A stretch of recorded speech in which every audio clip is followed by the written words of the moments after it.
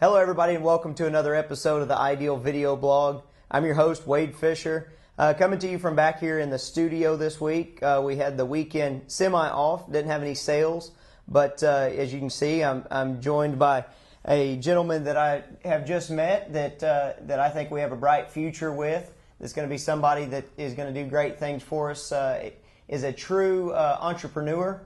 A man that does anything with the livestock industry and has a true passion for what we do on a daily basis. This is César Cantú. Cesar lives in Monterrey. Yes. And is going to tell you a little bit about himself, about the Mexico markets and how they compare to the U.S. markets and how we can all work together to make a better beef product, a better livestock product and everything. Cesar, appreciate you being here. Thank you, Wade. It's been good to meet you and hang out with you all day. If you would tell everybody just a little bit about what you do. Well, I graduated in Monterrey Tech in 1968, worked a couple of years in ranches in Mexico, and then I came here to the United States to get my master's degree. I went to LSU, Northwestern State, and I ended up with Texas A&M. That's the university that I would like to be. I got my master's on animal breeding and another master's in reproduction, and I took a lot of courses up to complete the program to get a PhD, but that's not the degree that we needed in Mexico at that time, because I was not going to work for the government, neither be a professor at the university. So I was going to work with producers, and the producers don't require the PhD. So what we did is get back to Mexico, start working with the Chevrolet Association, trying to put together the people with the Chevrolet Association, the registration papers, the control of the animals, the control and increase the productivity, the selection of the cattle in Mexico. And then we start with the Cimental Siembra. I was the one that put together the Cimental Siembra in Mexico. We import cattle and we develop the association. Right now it's a very good organization in Mexico, Cimental Siembra. I also help in the Italian breeds, Romagnola, Marginiana, Longhorns, Red Brangus. I start with the Red Brangus Association. Some of the producers asked me to help them to put together the organization. So I'm involved with all the organizations in Mexico. Besides that, I'm also involved with real estate and cattle sales, because in Mexico we don't have the auctions as you do here in the States. So the buyer of commercial cattle go to the ranch and offers you whatever he wants to pay you, and you don't have the 1-800 number that you have here in the States that you can call and see what's the price of the steer that day or those 15 minutes ago. So we don't have that in Mexico. So I start printing a newsletter, a newspaper, giving the producers all that information and also giving the idea of what the government wants to do with the livestock business and agricultural business. So I print all the information, and for 15 years I did it, and it was a very good source of information for the producers all over the country. Even we send close to 300 overseas. And the thing is that this printing and sending by mail was too expensive. Right. Now we changed to the new products that is by internet. So we still do the same thing through the internet. We keep the records, we keep the information, we help the people to produce. We've been teaching some courses. We also give some lectures. And but we need to help the producers to get better quality of cattle. So right now we're working on testing some bulls, DNA, traceability, and getting the tenderness of the beef, the tenderness of the animals that we kill, and also going back to the breeding stock that produce the fat, the marbling on the animals, and the tenderness of the animal. Even we have some support from the government. The government is helping the producer, the small producers, to buy a bull at a 50% price of the price, with a minimum of 15 months of age, 450 kilos, which is about 9,000 to 1,000 pounds, with negative results of brucellosis, tuberculosis, leptospirosis, and a little bit of this, with good information on weaning weight and yearling weight and also bird weight. With that type of information, which we run some data on the different associations. So we are trying to get better quality to these persons, these producers, and they pay 22,000 pesos for this animal. 22,000 pesos is about $19,000 today. So they pay 50% and the government supports with 50%. But also they get insurance, which it costs, I don't know, $60, $70.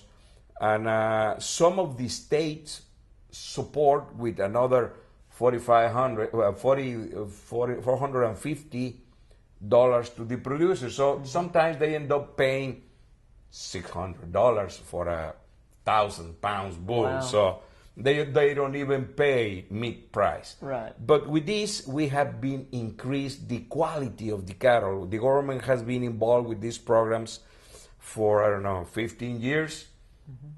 And the quality of the cattle that we produce in Mexico increased a lot. So we have almost, some of the cattle in Mexico must have Brahma blood. And we have very good quality, which you have noticed it in the States because we export about a million plus steers a year. Sometimes we export heifers. We castrate the heifers and we export it for the feedlots.